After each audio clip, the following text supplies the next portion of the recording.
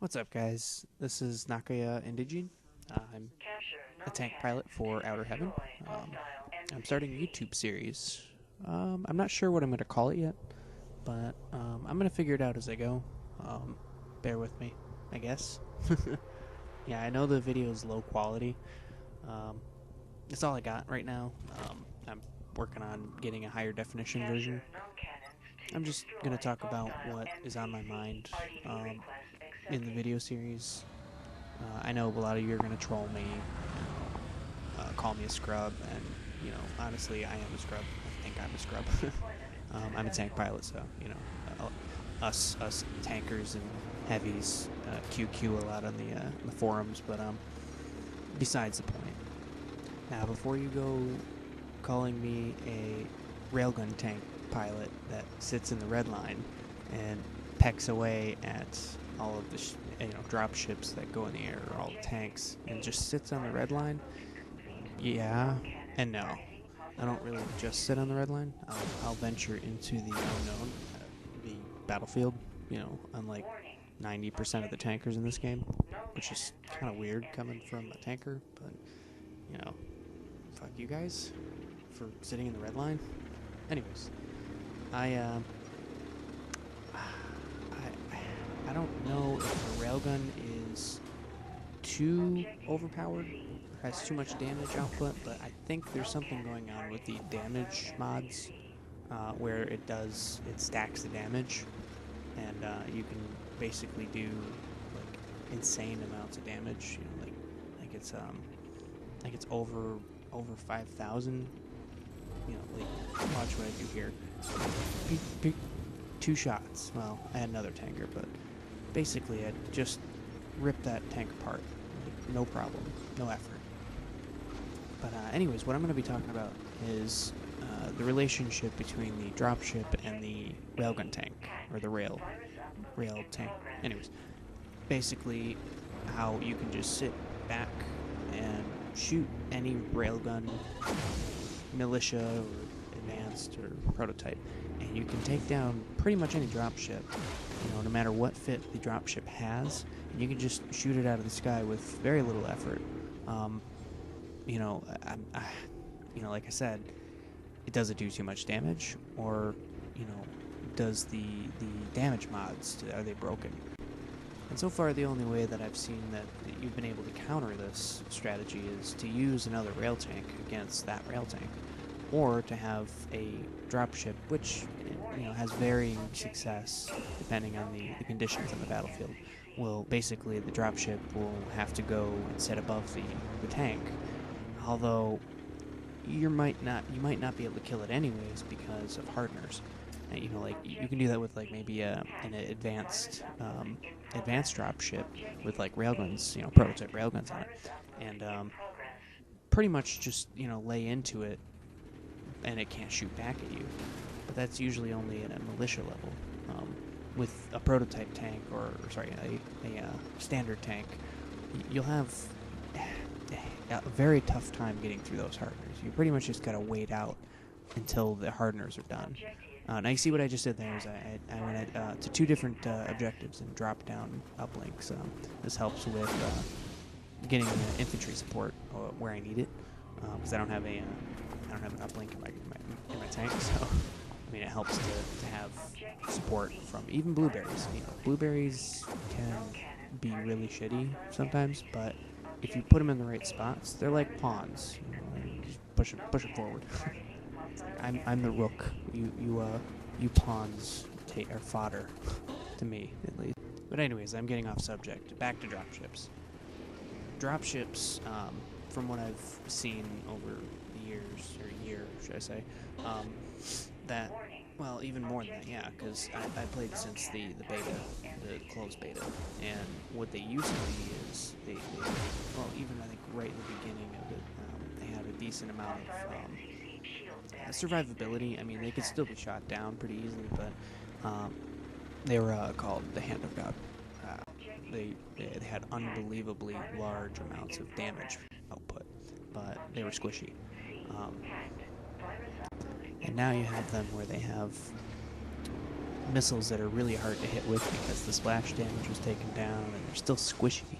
So, yeah.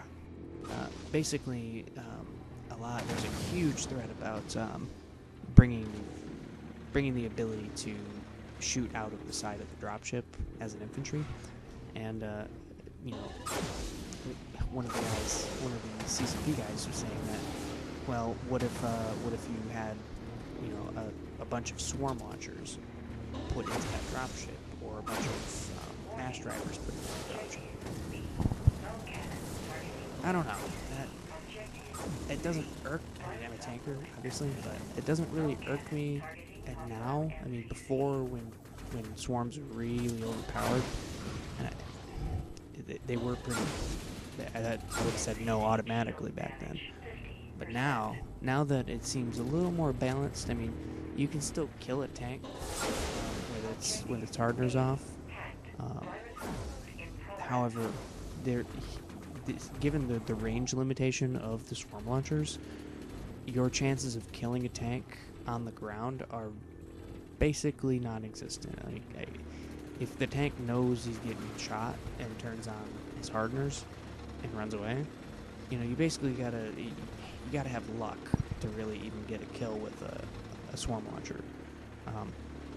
And this brings up the dropship having swarm launchers in it is enabling the swarm launcher to actually have a viable role in the battlefield. It adds a bit of verticality, where you're able to, I mean, look right there, I'm getting shot by a forge gun, but the forge gun, I don't see that logistically working for a dropship, so maybe not a heavy weapon, but a swarm launcher for sure.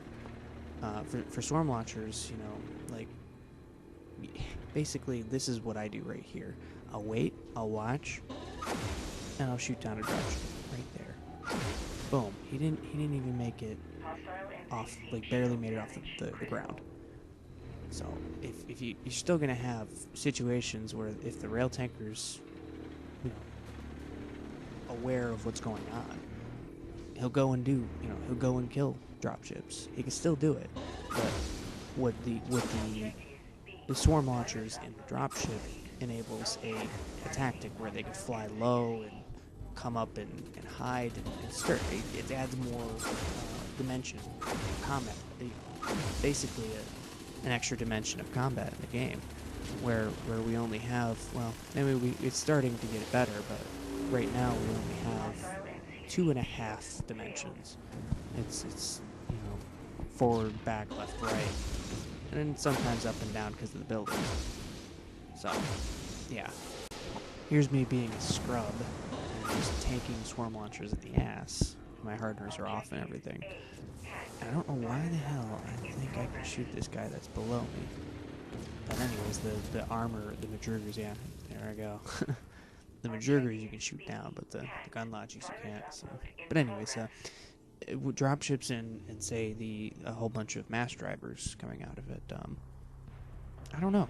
I haven't seen a mass driver used since they changed them. I haven't seen one used in combat in forever.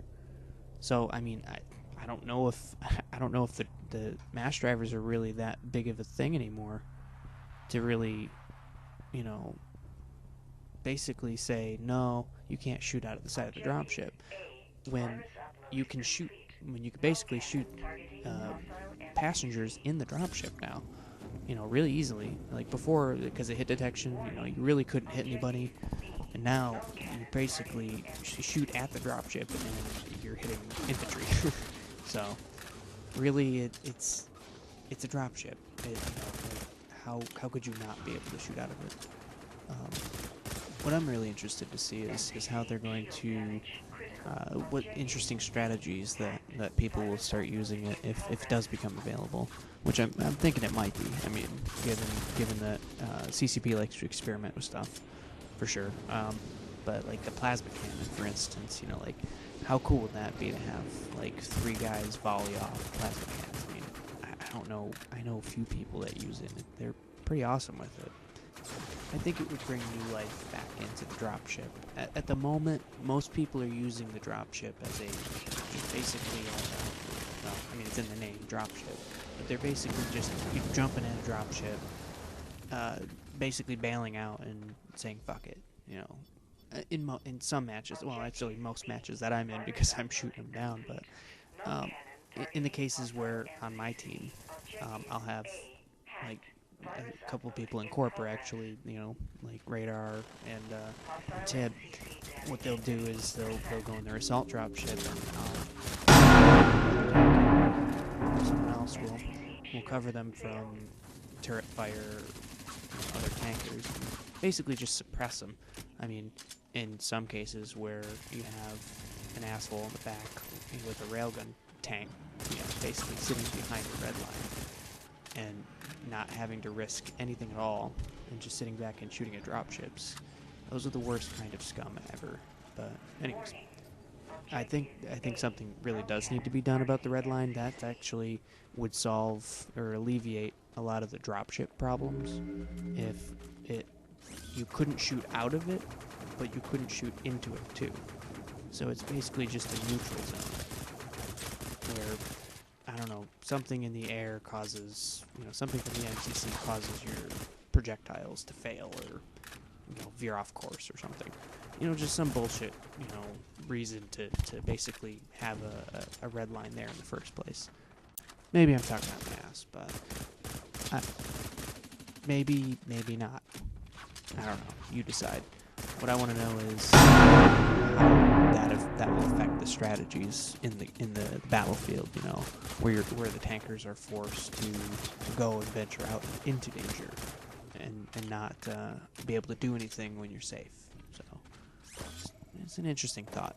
But anyways, you know, that's all the thought I really put into it. I'm not really really good at this yet.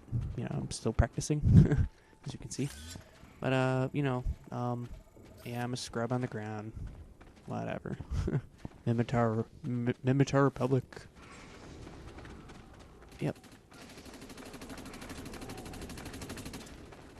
I'm gonna have more stuff coming up. I'm gonna have more videos. I'm gonna have a whole other thing about blasters and other tank stuff and LAVs and like physics and, you know, how it pushes infantry to the side. I'm gonna add more videos and, you know, put more thoughts down onto video. If you got any, you know, suggestions or comments or questions or whatever, my in-game character is Nakaya Indigene, or you can put them in the comments below. Don't forget to subscribe if you want to see more videos, and yeah, see you guys later. Bye.